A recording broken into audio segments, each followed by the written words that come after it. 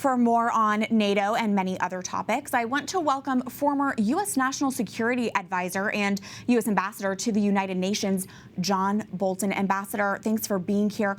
What are the most immediate issues for NATO right now? Well, I think NATO is obviously consumed at the moment by how to deal with the continuing Russian invasion of Ukraine, how to respond effectively or more effectively than it has already, and really what the long-term implications are.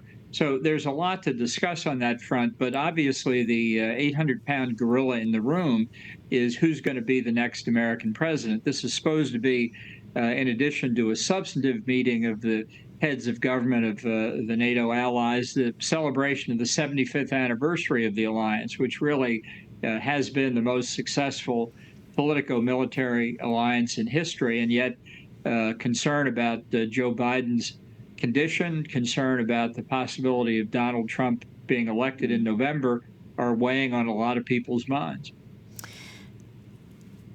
Last week, the Shanghai Cooperation Organization met in Kazakhstan. The 10-member countries led by Russia and China came to 25 agreements. Most of these countries have authoritarian governments.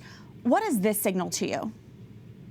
Well, this is another piece of evidence of the growing China-Russia axis with various satellite countries involved in it.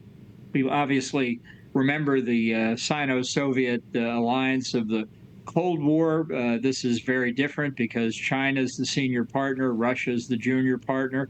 But it's another indication of adversaries of the U.S. and the West generally coordinating more closely and growing into something that I think really does represent a global threat to the U.S. and to our friends and allies around the world.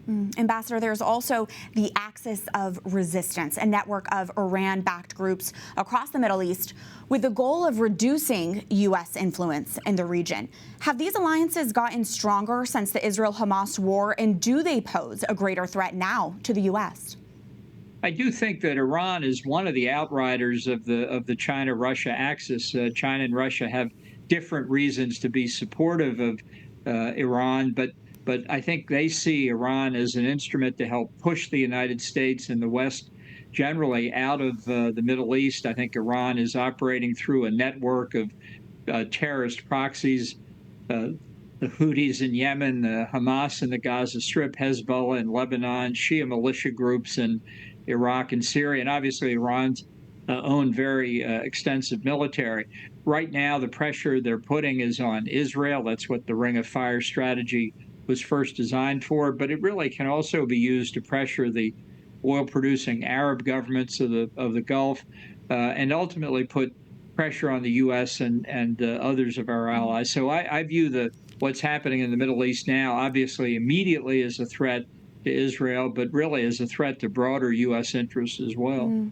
Speaking of the Israel-Hamas war, do you believe Israel can achieve its goal of eliminating Hamas?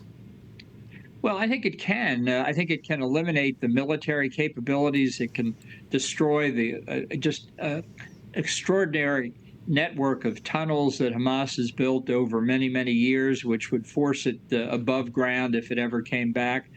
People say you can't defeat an idea, but, you know, in World War II, the United States and its allies did defeat Nazism, did defeat the militaristic authoritarian government in Japan that showed no signs of coming back. It's a hard job to do, but when you're faced with a terrorist threat like Israel is, I can understand why it's not just the Israeli government that wants to destroy Hamas. It's really the overwhelming majority of the Israeli people is behind that.